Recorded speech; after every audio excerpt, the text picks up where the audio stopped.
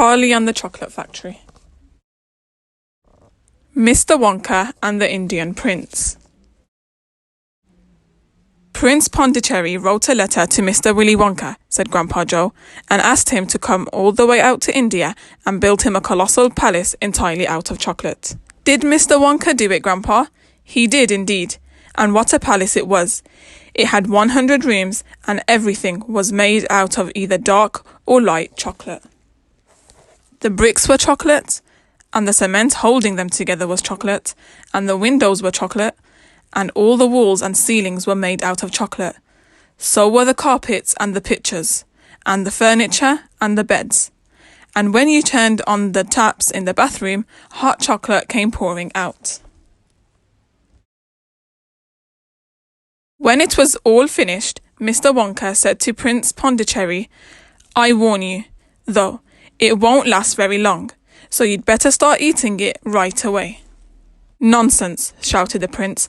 "I'm not going to eat my palace. I'm not even going to nibble the staircase or lick the walls. I'm going to live in it." But Mr. Wonka was right, of course, because soon after this there came a very hot day with a boiling sun, and the whole palace began to melt, and then it sank slowly to the ground, and the crazy prince, who was dozing in the living room at the time, woke up to find himself swimming around in a huge brown sticky lake of chocolate. Little Charlie sat very still on the edge of the bed, staring at his grandfather. Charlie's face was bright, and his eyes were stretched so wide you could see the whites all around. "Is all this really true?" he asked, "or are you pulling my leg?" "It's true," cried all four of the old people at once. "Of course it's true. Ask anyone you like." "And I'll tell you something else that's true," said Grandpa Joe, and now he leaned closer to Charlie and lowered his voice to a soft secret whisper. "Nobody ever comes out." "Out of where?" asked Charlie. "And nobody ever goes in." "In where?" cried Charlie.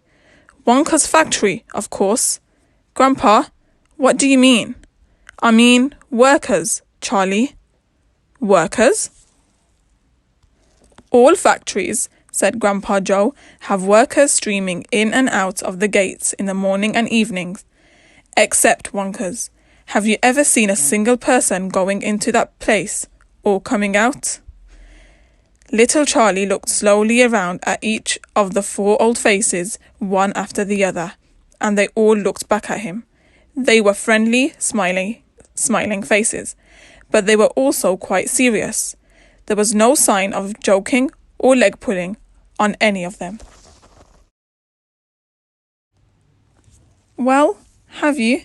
asked Grandpa Joe. I really don't know, Grandpa," Charlie stammered. "Whenever I walk past the factory, the gates seem to be closed." "Exactly," said Grandpa Joe. "But there must be people working there." "Not people, Charlie. Not ordinary people, anyway." "Then who?" cried Charlie. "Aha! That's it, you see. That's another of Mr. Willy Wonka's clevernesses." "Charlie, dear," Mrs. Bucket called out from where she was standing by the door. "It's time for bed. That's enough for tonight." "But, Mother, I must hear." "Tomorrow, my darling." "That's right," said Grandpa Joe. "I'll tell you the rest of it tomorrow evening."